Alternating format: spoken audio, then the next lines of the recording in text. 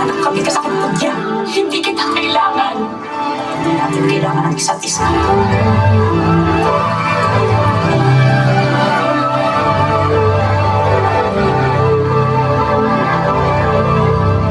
Wala na makakalis. Sarado at tahanan. Ba't hindi pa matagyan ang totohanan? Ano ang magagawa na sa isang malamig na bangkay na Retrato del Artista como Filipino.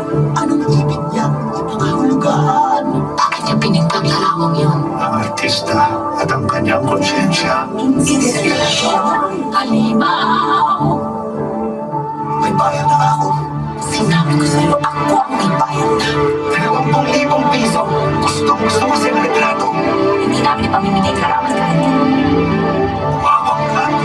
Gawa kang bawal. gusto ng dalawa, iwanan na natin ang bahay. Hindi nila tayo napipili.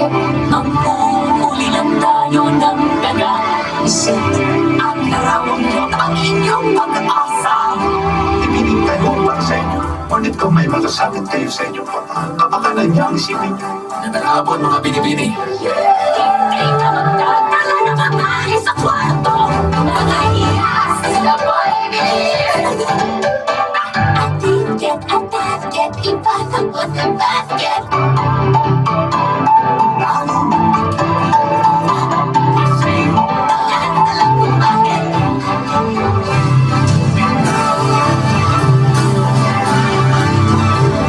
May gusto ka ba sa akin kahit na konti?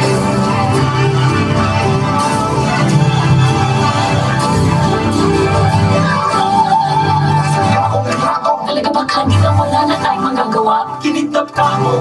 Yung kapatid na babae. Ubus na ang pasensya ko. God,